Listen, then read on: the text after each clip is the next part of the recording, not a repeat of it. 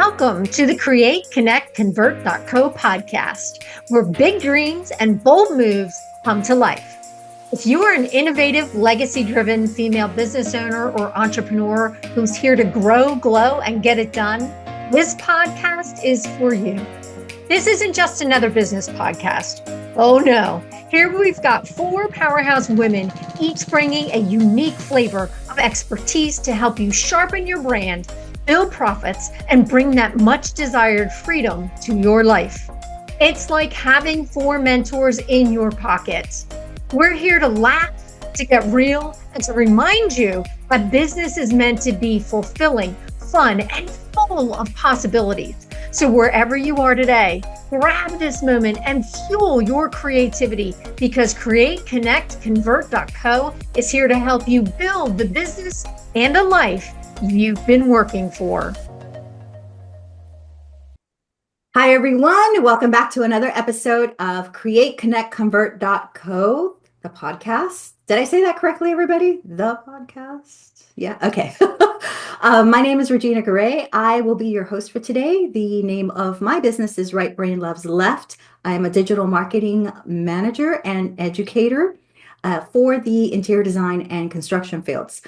I'm going to have each one of you just jump in real quick and tell us a little bit about who you are, and then we'll get going on our subject today, which is make marketing a habit for your small business. I think this is a good subject today. Everybody, right? Consistency is a big struggle for people. Oh, for sure. I'm talking about myself, of course. I know. I think we can all relate to that a little bit. And Carolyn, since you jumped in, why don't you introduce yourself and then throw it to whoever you'd like to next? All right. Hi, I'm Carolyn Choate, and I do funnel design and building. So help with websites, basically, and getting traffic to those websites. And I will throw it to Kristy.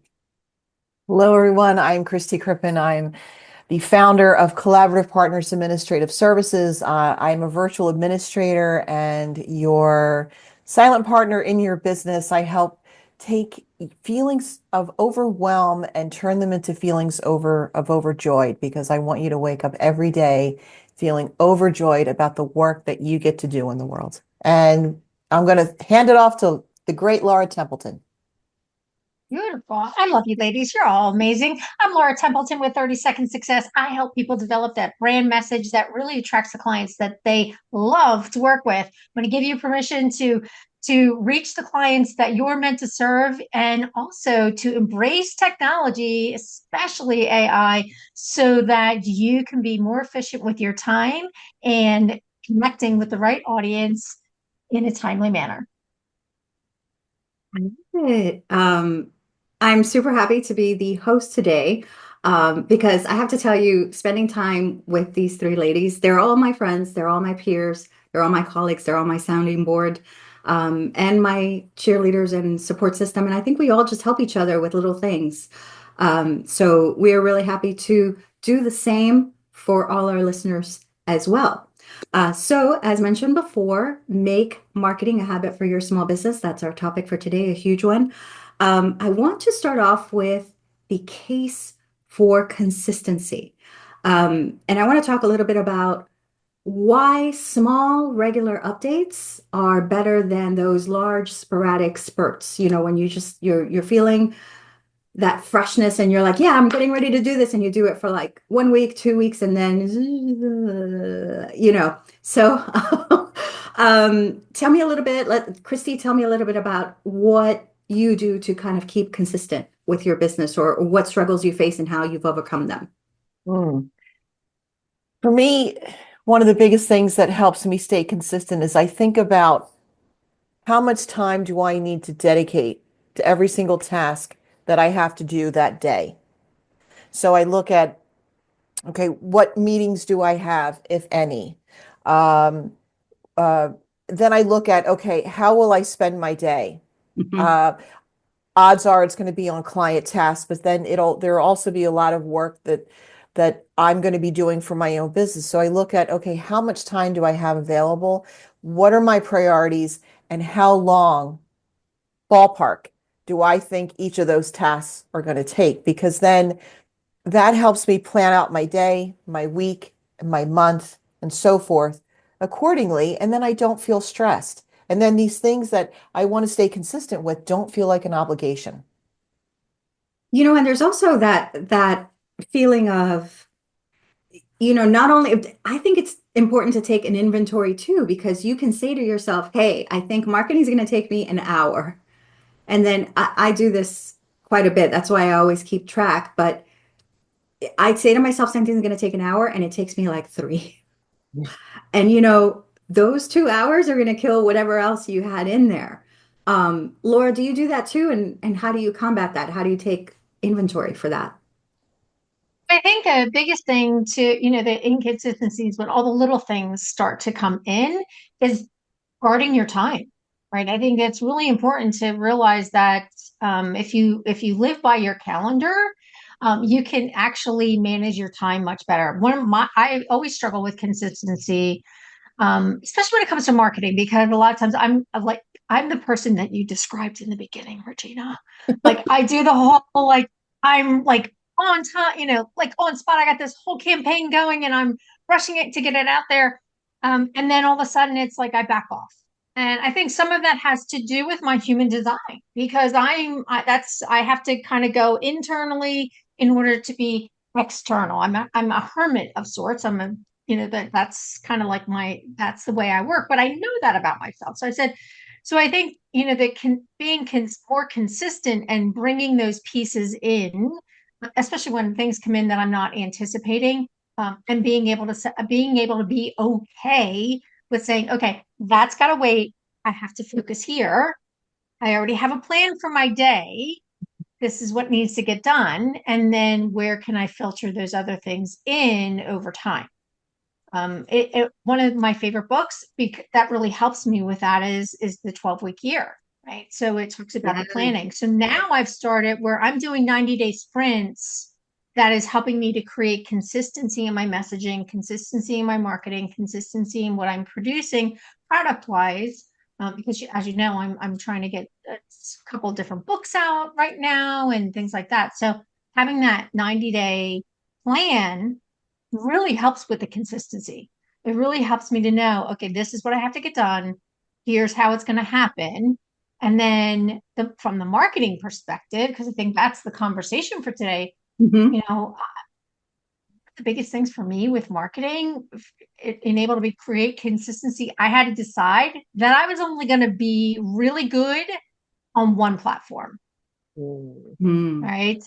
So that's a whole nother Really to start conversation we with, can have. you got to really Mhm. get that one platform down. Yep. Right. Right. And being where my people are.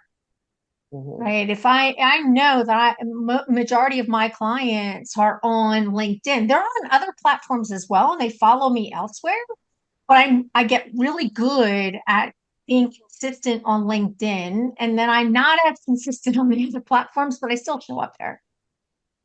I I love that. don't stress myself out over that. I'm not naturally consistent, and maybe nobody is, I don't know, but I always think about there's multiple reasons why being consistent with your marketing is super important. The first one that we've probably all thought about is this stupid algorithm. It's going to show you Right. more, blah, blah, blah, blah, blah. But Mm-hmm. even beyond that, it's an opportunity for touch points with your potential clients every single day.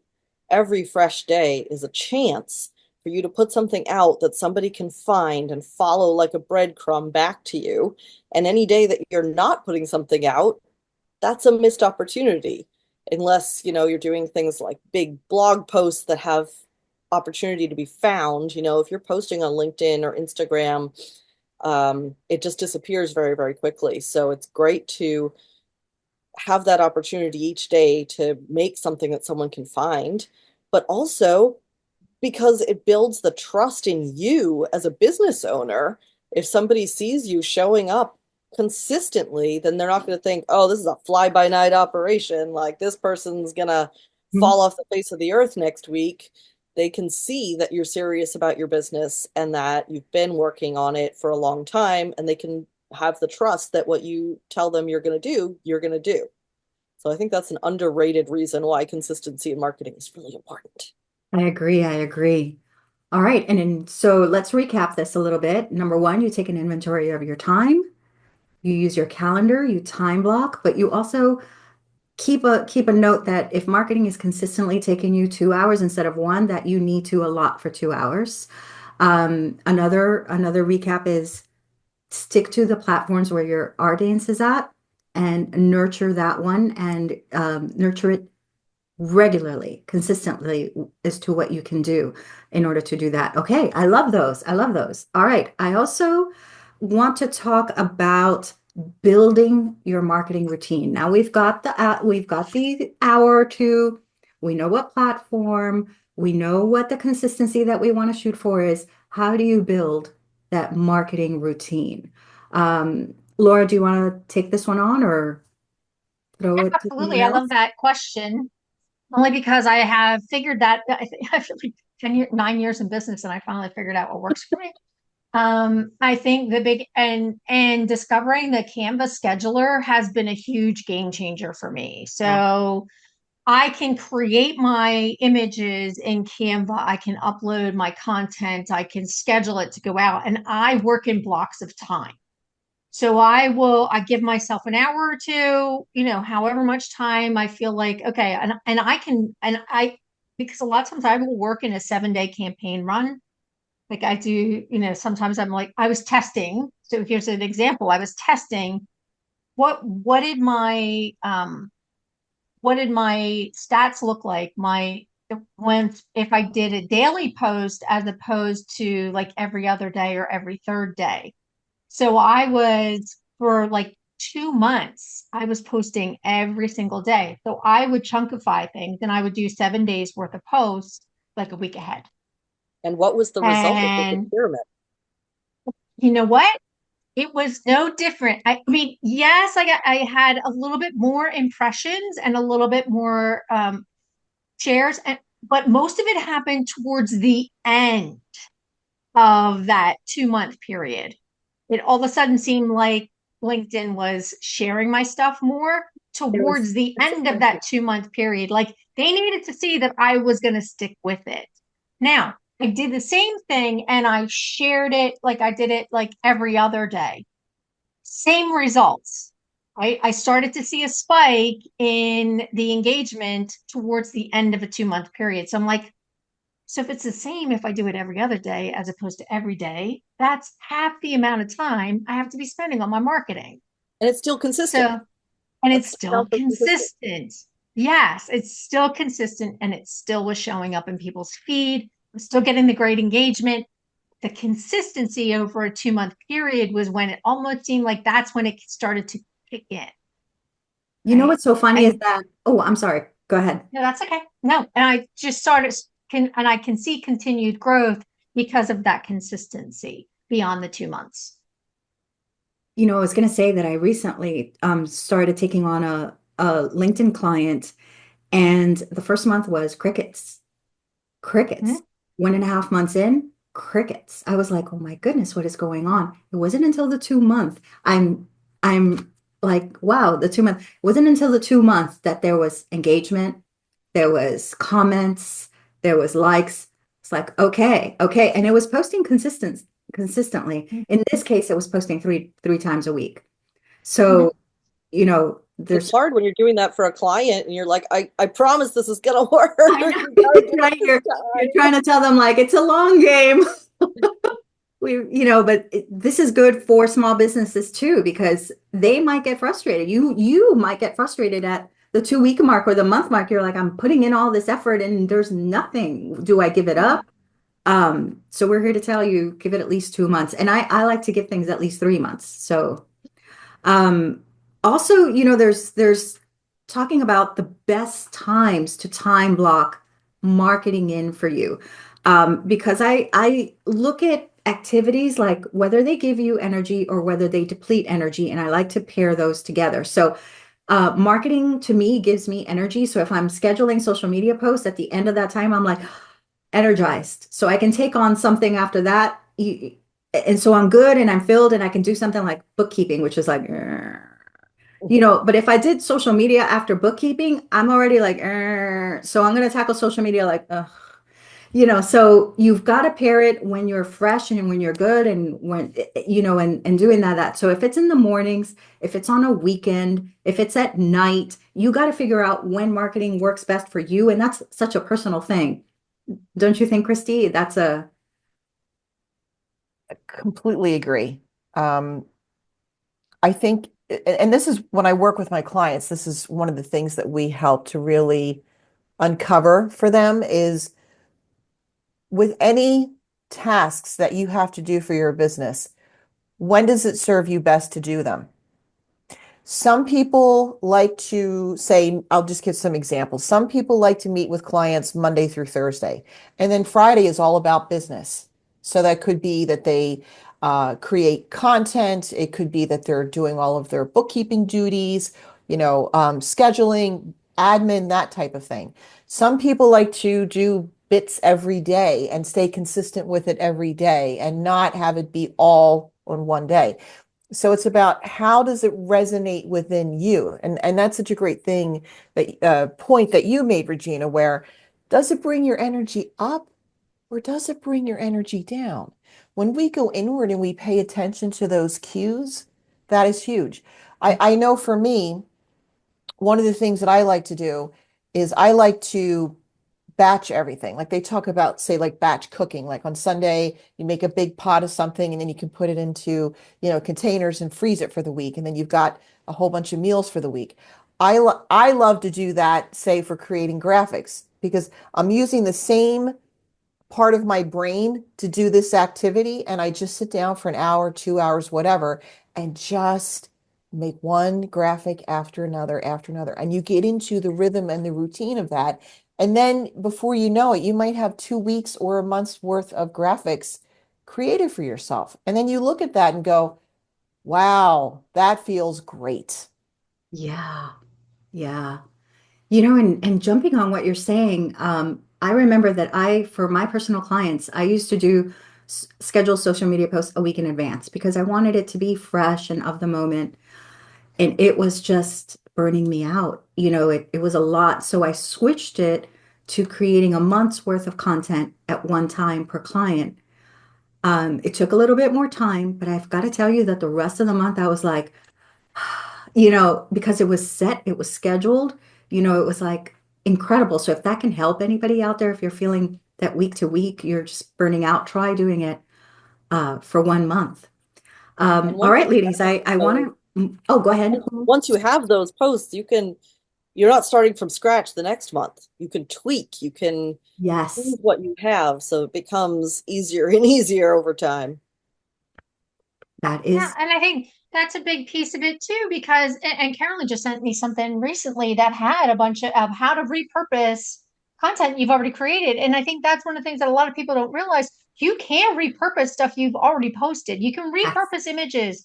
You can edit them if you've got them in Canva, and you can brand everything very Mhm. easily, especially when you're working in that batching mindset, because you can visually see the consistency in your images. And I know you're all about that when it comes to Instagram, Regina, where the image, the tiles, when they lay out, they all work together. And you Mhm. can see it when you're working in that batching energy. I think it really makes, from the branding perspective, it really makes an impact working in that particular way. And I know that's something Kristy has helped me figure out what works for me in my calendar and batching my calendar and things like that. So I think that those are great suggestions, and I really enjoy working that way as opposed to the onesie twosies. Like, I gotta put something out there, and then it's not consistent with all my branding. So And let's say, you just don't like using the same image, repurposing it, that's okay. Use a different angle of that mhm. image, so if you're sharing a project or if you're sharing something else, you can do that in a slightly different way and it feels fresh to you. And I guarantee you, the audience won't remember that image, that you shared, but if it feels good to you and you don't They want have to, tons of content that yeah, is being showered on them constantly. They're not going to remember a month from now the exact image that you exactly. posted. Exactly. All right, so I want to move into the tools that you can use to simplify this habit making process for marketing. Um, you mentioned one, Laura, Canva. Carolyn, you know so many tools and platforms. What's I was looking forward to hearing what you had to say. What you do. Carolyn, for whenever I need or I'm looking for software, I'm like, Carolyn, what do you think? So, Carolyn, do you have one to share for us or I actually often use the one that's built into Go High Level because I use Go High Level for everything. I really like that it's an all-in-one software that I can do my website and funnels and CRM and social media. The more things I can do from there, I'm like, yes, I'm really getting my money's worth here. So I do that, and I do the native schedulers in a lot of them too. Like Pinterest, I'll schedule ahead. They let you do that right on Pinterest. I used to use more tools for it, but I really have not been. So I'm curious to hear what other people are doing, honestly. I don't have a one in all system. Like I think most of you use Go High Level. I have Squarespace. I use Metricool for my social media scheduling, which I love. I also love Later, which is another scheduling tool. And if you need, and what I love about Later also is that it keeps a digital media library for you. So you're not constantly uploading images. It has them so you can repurpose easily.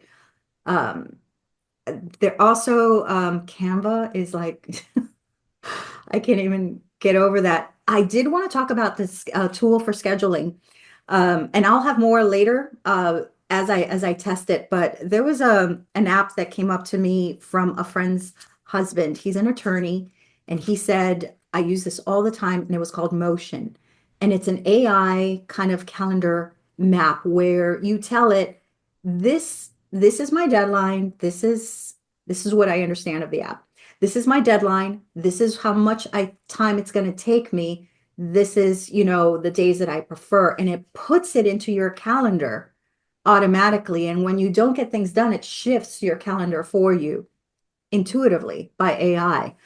So I was looking at that. But then also I have Dropbox, and they just sent out a notice on another app called Reclaim, which kind of does the same thing. So I'm testing both, and I started doing Reclaim, and it actually adds things for you like decompression time and website tweaking time and resting time. Like it adds it into the calendar for you intuitively. It asks you, do you want these things? I can add them in. So those are the tools that I'm using. Kristy and Laura, do you want to jump in with any other tools that you recommend? Go ahead.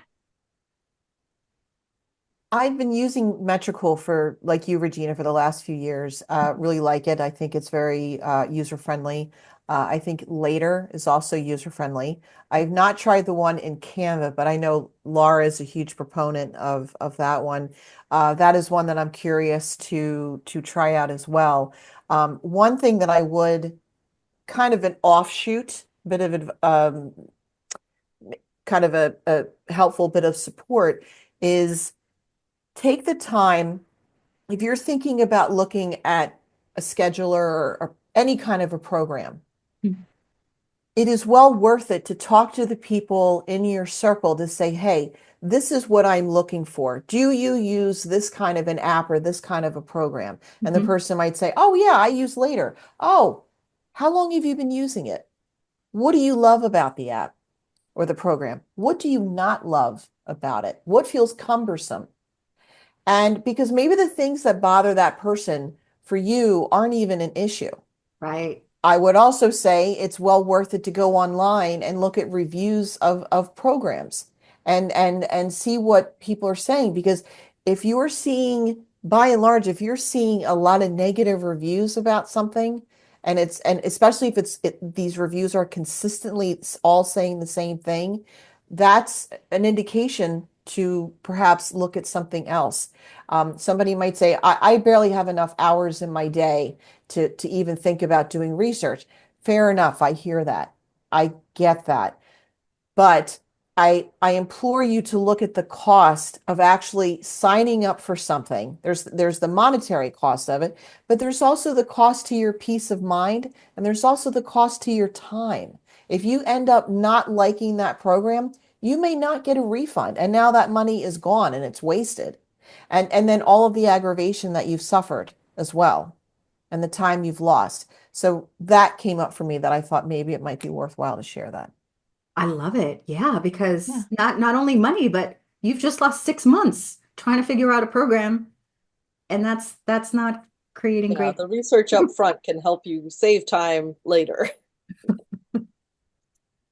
Yeah. And I think that's so valuable when, how often are we looking for something and we research and then we find out one of our friends has done it all. Like they've already gone down that rabbit hole and could have saved us some time. I love finding stuff like that on YouTube. Like I will look for, you know, um, videos that actually compare programs. And there's some really great comparisons out there for that. One of the things that I just recently, you know me, I love using AI. So I use ChatGPT all the time for creating different marketing plan, like different campaigns that I'm putting out there, or I will create different things around the work that I'm doing, and I use Canva to kind of create the strategy, and I even will ask it to give me visual suggestions for what my images should look like, and then I go to Canva and create the images and then put them in the scheduler. So pairing those two together has been really effective for me. Utilizing ChatGPT for the content, for the image ideas, because it knows me. I've trained it to know who I am and what I talk about. So it really is helpful to work in ChatGPT for the framework of what I want to be sharing. Again, with consistency, because I need it to be consistent to my brand. So you have the consistency in the time and the things that you're, like in scheduling, right? We have the consistency in scheduling, but we also need to have consistency in the brand and what we're putting out there, Mhm. because that can be just as confusing to our audience if we're not sharing consistent content. We all of a sudden start talking about something that like people are like, wait, when did she start doing that? Right. So it's like, because our worlds change, and sometimes we share ideas and thoughts, like, but is it consistent to my brand? So the consistency has to be visually, verbally, the content that you're creating, the timing that you're putting it out there. Consistency plays a part in all of that. So I utilize ChatGPT, I utilize Canva, love the schedule on Canva. I want to ask a question about that. I've had mixed reviews on whether you should be using a scheduler or using the platform's scheduler, like It does Meta. not make a meaningful difference. Yes, I agree. Okay. The There have been rumors studies. out there, like you've got to use the native scheduler because the algorithm doesn't like the third party. No, Fully it's agree, Carolyn. just a Fully rumor. agree. Okay. Yeah. That's what I have found too. Like I have found the same results. And to be honest with you, sometimes when I'm working in Meta, I'm like, this is clunky to me. Yeah. Right. I It's struggle with still a Meta little bit because I like clunky. Instagram, but I don't have Facebook anymore. Oh, that's So right. That's right. yeah, Yeah. that makes it Yeah. very challenging to schedule to Instagram. The business Yeah. suite for me, the Meta business suite, was clunky at the beginning, and I've started using it and started using it, and I'm finding my way around it. So now it's like, okay, do I prefer Metricool and later? Absolutely. But, especially because you can see how things look beforehand. And I can get analytics reports, that's a whole other conversation. But Oh, yeah. there's that report. Yeah, there's But that conversation. when I was hearing what you were saying about ChatGPT, going back to what we were talking about, the calendar, that's something that you can also put into ChatGPT and say, here's what I have, here's, what I've got. What kind of calendar would you suggest for me? And put that together, and what do you think? Because once you work with ChatGPT, it does start to get to know you. And if you plug in, all the about yourself in there. So yeah. And I think, Laura, you've done that for book launches, haven't you? Where you say, like, this is the date of the book launch. What should I post leading up to it? That kind of thing. Yes, yes. And that's been really effective in helping me to make sure that I'm not missing something, right? Because there is a process. There's a process, and even you utilizing your book launch book, your journal, it has been super helpful. And I've taken some of the things, the ideas from that, and put it into ChatGPT and say, okay, I need to make sure this is part of my plan as I'm getting ready to launch this book. So it's been really helpful to marry the two and utilizing ChatGPT for a lot of those things, or just to get ideas. What should I be posting about? What are people really looking for? What are they searching on? Because sometimes I'm putting stuff out there that they may not necessarily be searching on. And then all of a sudden I get keywords from ChatGPT. It's like, oh, make sure you put these keywords in your posts. And that really helps as well. So, and that's another thing. Make sure that you are using keywords. You are using the hashtag when you're able to use the hashtags, and it really makes a big difference to attract the people that you want seeing your content. If your business is local based, use those Mhm. geotags, tag your Mhm. location any chance you get. Yeah. Yeah, see, all these are fantastic because in order to make it a habit to market for your business, sometimes it's hard to just get started because you don't have the ideas. You're like, Mm. where do I even start? So using these tools beforehand, in the middle, during, and after, I think it's just such an easier way for a small business to just incorporate it and make it a habit. So, all And right. one of the other things too, you had mentioned as a small business, right? As a small business, but as you grow and you start expanding your business and you've got a team, you bring in your VA on, you bring an administrative assistant on, you bring Kristy on for projects, or and all the idea creation. Using Trello or Asana, they Mhm. are great tools for making sure that nothing falls between the cracks. Right. So those, when you're talking about tools, when you truly have a good visual picture, one of the best things to do a lot of times is like I go old school. I get post-it notes out and start sticking them on the wall, and then I transfer them to Trello. It's just you've got to do what works, right? So be visual in your creation of your calendar, your creation of your content. Make sure everything has a good flow to it.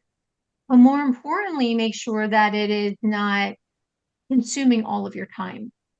And that's why the tools are so important, because it can help you reduce the amount of time that it takes to do some of these things, to free you up to do the deep work that your clients are in need of. Yes. And then to I personally use and love Asana. And just to take Christie's recommendation in there's Trello, there's Asana, there's Monday, Okay. there's Notion. What's the one you said, Carolyn?